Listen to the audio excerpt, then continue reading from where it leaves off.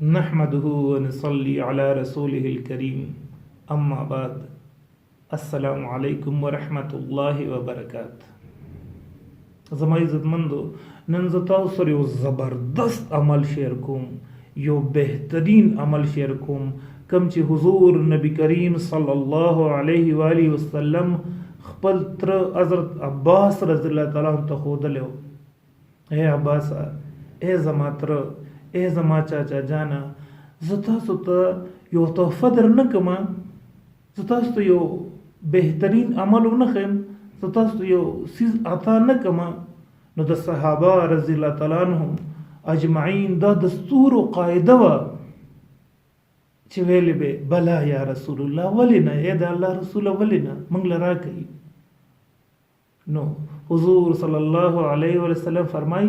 اے عباس اے زما چاچا جانا اے زما تر اے زما اکا تاسو د صلات تسبیح منز روزانه کوي که روزانه نشي کوله فهفته کې یو واری کوي او که په هفته کې یو واری نشي کوله نو په میاش کې یو واری کوي او که په میاش کې یو واری نشي کوله نو په کال کې یو واری کوي او که په کال کې نشي کوله نو په ټول عمر کې یو واری وکي سبحان الله فضیلت صدا سے فرمای چې دې سره واړه غټ ګناونه په ښکاره شوي قصدن شوي قصدن آمدن شوي دي یا په غلطۍ سره شوي دي الله پاک ټول معاف کوي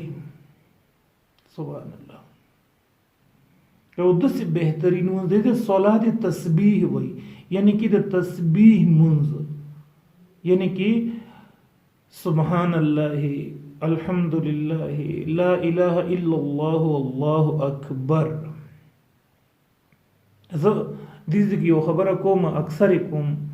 زما زمنګ پښتانه ډیر قدرمن ډیر عزتمن ډیر زبردست ماشاءالله ډیر زبردست خلک دي ځکه چې زه اکثر ګورم جمعتونه د خلکو نه ډک وي خو یو مسله صرف دومره ده چې موږ زر مونځ کوو بس د جمعات نه ځان فارغو څوک چې صلات تسبیح کوي نو صلات تسبیح چونکې تسبیحات به کې اوږده دي نو هغه ځای کې د مونځ باندې ډېر ټیم لګي یعنی کې 30 منټ 10 منټه نیمه ګنټه سیوا ټیم پې لګي نو هغې سره زمونږ په مونځ کې قناعت راځي صبر پکې راځي منګ ارکان او ادموز د آداب رعایت ساتلی شو نظر منګ له ضرور پکار دی او یو فضایل ډیر زیات دي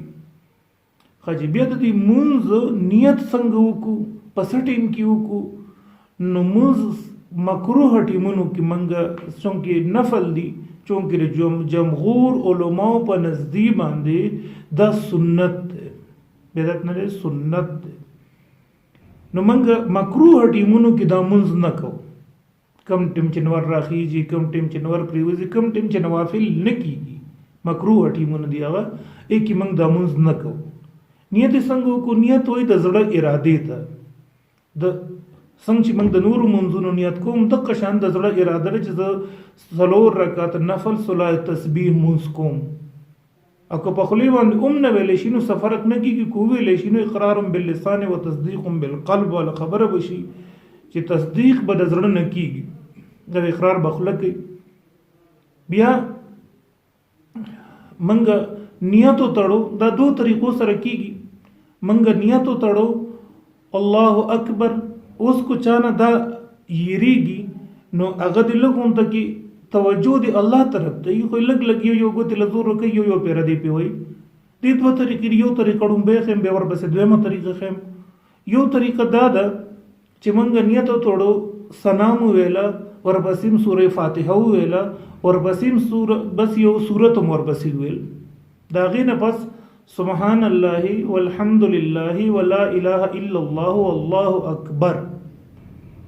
سبحان الله یا الله ته پاکي الحمدلله یا الله ستا شکر دے ټول تعریفونه یا الله تعالی ردی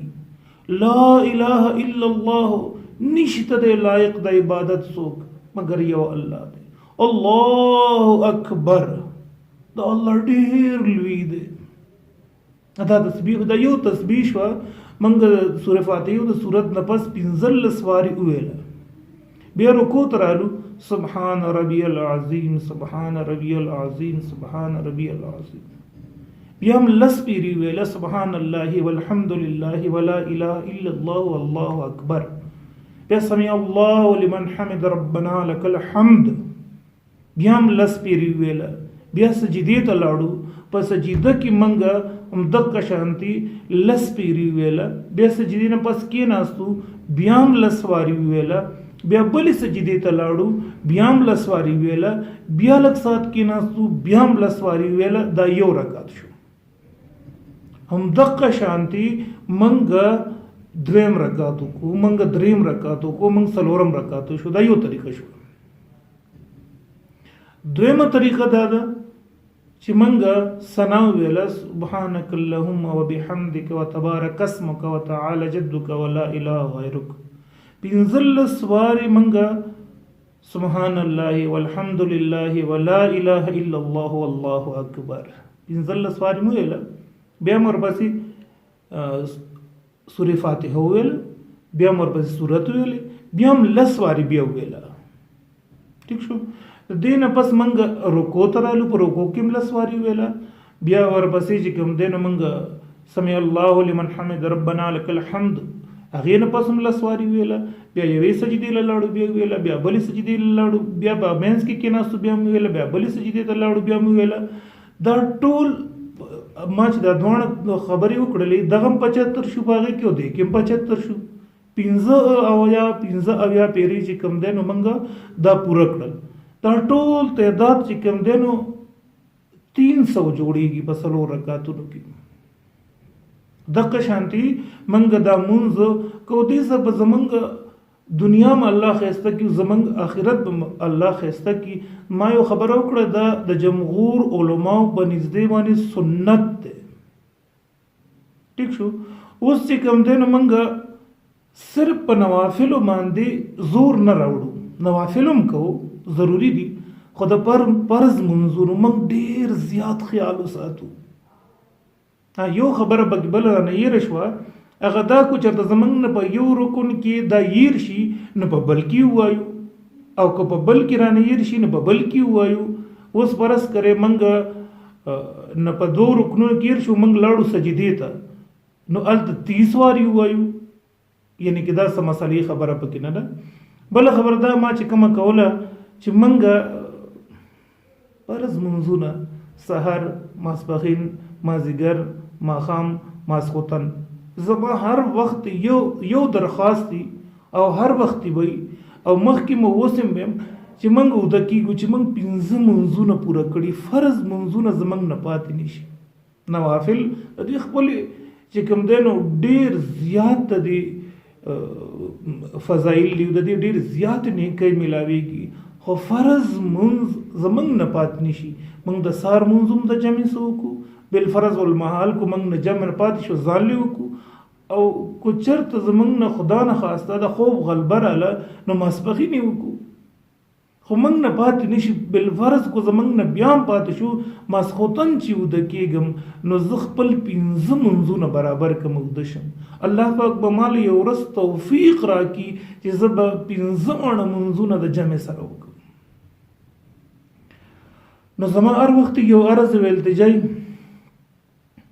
زه چې دا کوم ټوټه پوټه خبرې کوم د دې مقصد صرف دا چې الله پاک مال د عمل توفیق راکړي او نور خپل اصلاح وکم نور ته اطلاع وکم ټول مرګرو سره درخواست دی چې منګه